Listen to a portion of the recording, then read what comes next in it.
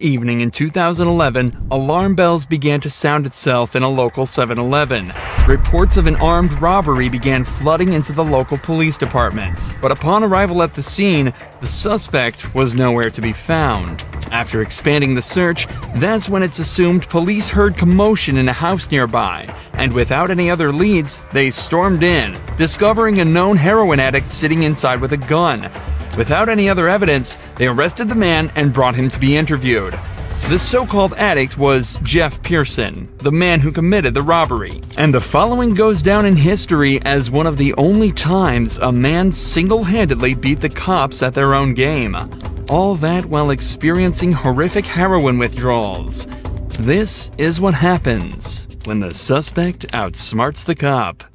The next 24 hours were captured on police cameras within the interview room, but conversely to most footage similar to this, it was originally uploaded to the suspect's own YouTube channel on the 25th of September 2011. This is the first sign of what makes Jeff a cult figure and a legend within the interrogation community. Jeff was held in police custody for almost an entire day, but all of the footage from the 3 interrogation sessions held barely 15 minutes. Given that robbery and arrest took place within the state of Georgia, the usual minimum sentence would be around 10 years imprisonment, ranging up to a maximum of life without parole. But it would transpire that Jeff wouldn't end up doing a minute of this time.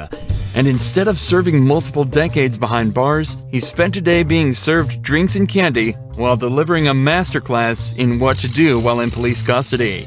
The following footage shows us in stunning detail what methods the cops will try on you, and how to dodge them like an absolute pro. The footage starts with Jeff handcuffed in a small, windowless room dressed in prison scrubs. It's clear he's already been processed and spent some time in a cell, likely while the cops spent some time gathering the evidence and prepared to question him. Am I under arrest? For now. I'm under arrest? Yeah, I'll explain everything, but before I explain myself to you, before we talk to each other, I need to read your rights, okay? What am I under arrest for? Well, like I said, I need to read your rights first. Obviously, the charge is robbery, okay? Jeff immediately opens by asking if he's under arrest and on what grounds. From the first moment, it's evident that Jeff has done his research, as this is exactly what you should be doing in this situation. From here, there are 2 options. If you're not being arrested or detained, you can state that you're also not obligated to stay and answer questions, and you should be completely free to leave the interrogation. If you are being arrested, you can then immediately ask for a lawyer and stay silent until you're provided with one. These options give you the best chance of stopping the police in their tracks and allow you to create the best defense possible. What's amusing is that when you're being arrested in America, the officer is actually legally obligated to remind you of this. Take a listen to the Miranda warning that this detective reads out to Jeff. You have the right to remain silent. Anything you say can and will be used against you in the court of law. You have the right to talk to the lawyer for advice before we question you. If you cannot afford to hire a lawyer and you want one, a lawyer will be provided for you. If you decide to answer questions now without a lawyer present, you'll still have the right to stop answering questions at any time. Does that make sense? You've probably heard these before, haven't you? These 3 points are incredibly important and are often overlooked by the average citizen due to the panic of being arrested in the first place. Alongside this, because of how much we hear these lines in media such as police shows and movies, most people completely glaze over it when they're being read these rights, and fail to take into account that they're actually being provided with useful information that allows you to stay safe and protected while in police custody. What this detective didn't mention though is that if you ask for a lawyer while under arrest, they are not allowed to continue questioning, and you have a complete, unquestionable right to refuse to answer any questions they may ask until you're provided with an attorney. The detective also ends the rights with a snide remark about Jeff's past, meant to subconsciously remind him that he is a previously convicted criminal. Do you understand your rights? Do you understand your rights, Jeff? Yes or no? You understand? We're getting paid more than you are, so we can sit here for a long time, man. I just need you to answer me yes or no. Do you understand your rights? Let's get through that question. Do you understand what I read you? Do you comprehend what I read you? Jeff has been explicitly told he has the right to remain silent, so that's exactly what he's deciding to do. Right here, the leading detective leans back in his chair. This was meant to show that he's unconcerned with Jeff's silence, and that he can stay there as long as necessary. But body language like this usually indicates some form of unrest. It's clear that the detective knows that this is going to be a tricky few hours for them. If you got something that says you didn't do this robbery, this is your chance to talk to us. Okay, good cop. No, usually I'm the prick. You look like the prick. I am.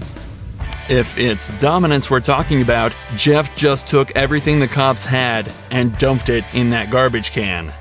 I'm not asking if you want to talk to me at this point. I just want to know, do you understand what I read to you? So am I under arrest? Yes, you're under arrest. Get me back to the cell. I don't talk to you motherfuckers. Okay, here you go. In this first round of interrogation, Jeff exhibited exactly the correct behavior given his current circumstances. He knows the cops have nothing on him. They wouldn't be there talking to him in the first place if they did, so he stays silent. And so it's off back to his cell he goes. But 2 hours later, he's brought back to the same room for round 2. You want a Coke? Yeah. You gonna be able to pop it open, or you need me to? I need methadone. You need methadone? Yeah, you guys can get me that methadone or what? I don't have any. Do you have medication for it, or a prescription for it? Or? No. What do you need methadone for? Because I'm a fucking junkie and you guys, I can't get no methadone. I'm gonna go through withdrawal here in a minute. A can of soda is all Jeff requested before he returned to the interrogation room, but he immediately mentions the withdrawals that he's likely already starting to feel. However, methadone, the drug Jeff asked for at the start of this conversation, can be used to significantly reduce the effects of the withdrawal. It can even reduce the cravings he's also probably been experiencing for the entire time he's been in police custody. How long you been using heroin? Long time, buddy. 10 years? 15 years? I hardly been alive that long. What are you trying to talk to me about here? Talk to you about what happened last night. Look, here's the deal. Either you're in a bad set of circumstances, or you went and committed an armed robbery last night. Yeah, right? I'm in a shitty, wrong place at wrong time, obviously. I didn't commit no fucking armed robbery. All right, then let's talk about this. Let's I don't not have keep nothing. up I the don't talk act. to the police, man. Jeff is clearly through with the personal talk and wants to get back to the matter at hand. In his eyes, he's been arrested for something he didn't do and wants to get out of there as quickly as possible. Okay. I've been through the system, buddy. I know how I know it you works. have. I know you have, You're Jeff. not my friend. I'm not your friend. You're trying to fucking get me. Or you're No, trying I'm not trying to get all you. you're trying to get is some fucking stupid ass fucking confession, and you're not gonna get one. Jeff, I'm not going to get a 'Cause- confession out of you for nothing. Exactly, because I And didn't I'm do not trying to nothing. get a confession out of you. Okay, I'm gonna tell you, I didn't commit no armed robbery, and y'all ain't got no fucking evidence saying I did. Let me go. All you did is find me sitting in my buddy's house because my fucking buddy's dog's going ape shit. I go outside. There are cops everywhere, and they spotlight me. They say, "Come here." I say, "What's up?" They search me. They ain't find Hang on. nothing. What's Let up? me read this. No. before- Yes. Because I'm not gonna sign it. You don't have to sign it. But let me read it for you. Okay? I'm not signing nothing. You don't have to sign it. The irony of this cop saying he's not trying to get Jeff while he has him handcuffed in an interrogation room questioning him is very amusing. But even through all this, every part of what Jeff said here is so perfect it almost sounds rehearsed. It's an incredible display of personal legal defense, and is even more impressive when you layer it with the fact that Jeff is almost definitely starting to experience withdrawals. I also want to highlight the point Jeff made about how cops are simply trying to force a confession out of him. One of the main techniques used in these interrogations is the Reed technique, developed by a former cop and psychologist in the 1960s after he extracted a confession from a man accused of murdering his own wife. The technique consists of 9 steps, beginning with a polite discussion about why the suspect is being accused of the crime, followed by using certain body language and actions within the interrogation as a display of guilt. The method ends with offering the suspect 2 alternative statements they can agree with, one of which is slightly more acceptable than the other, but whichever is chosen admits guilt and is counted as a confession. This method forces the suspect into a corner and is exceedingly good at extracting false confessions from innocent suspects. In fact, the original case that technique was formed around fell apart after discovering that the man in fact did not kill his wife and was tricked into giving a false confession. Absolutely next level gaslighting. Tell me what happened last night. Plain and simple. Your side of the story. I'm not talking to you. I'm a lawyer. All right. This is what I don't understand. I know, but this is what I don't understand, Jeff. You were sitting there talking just like you were ready to sit here and tell me what happened last night, and then all of a sudden I read that to you, and you screw it, I ain't talking to you. I want a lawyer. I don't understand that. What changed just in the... Because I told you what, I already told you what happened. You didn't. How didn't I? You didn't tell me what happened last night. How didn't I just tell you what... But now you've handcuffed me, and I can't talk to you because you asked for an attorney. So, okay, that's fine. But I will tell you right now, you're still on a hold for a robbery. I know. I don't know why. I need a fucking lawyer because obviously I didn't do nothing. And obviously you guys know I didn't do nothing because I've been arrested for the same bullshit before and you guys don't interview me this much. So, wham bam, thank you for the coke, put me back in the cell. That's my home. We haven't interviewed you yet.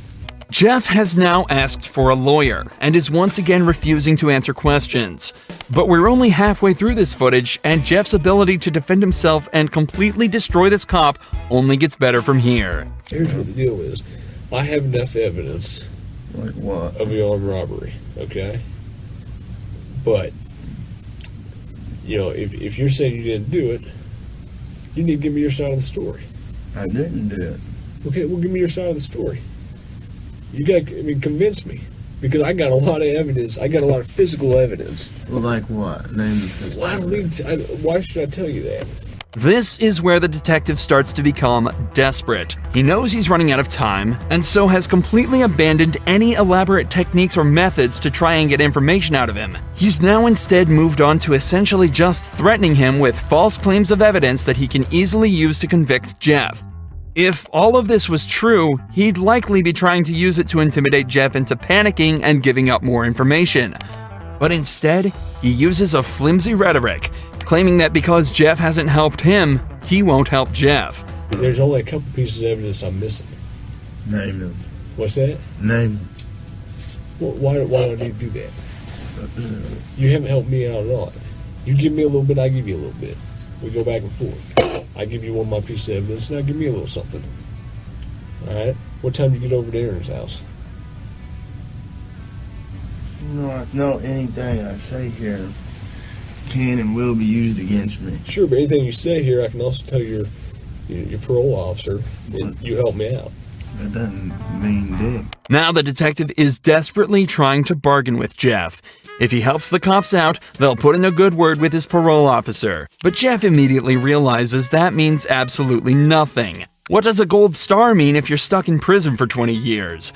This further enforces the idea that cops have absolutely nothing to convict Jeff with, and also shows that they know they're running out of time.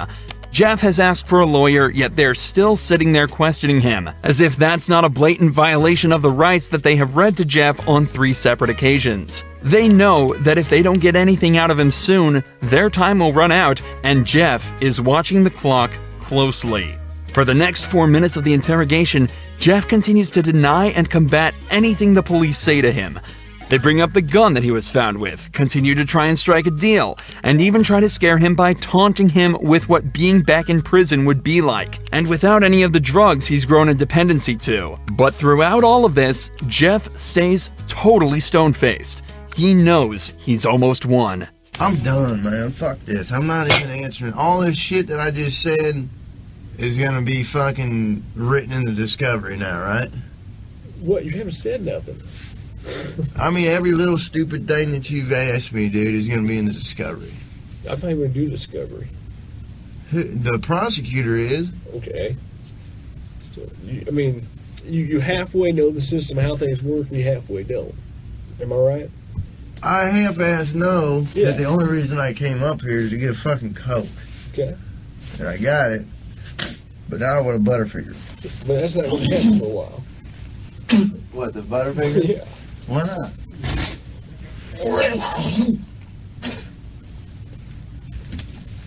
I need to go to the hospital. I'm coughing up blood.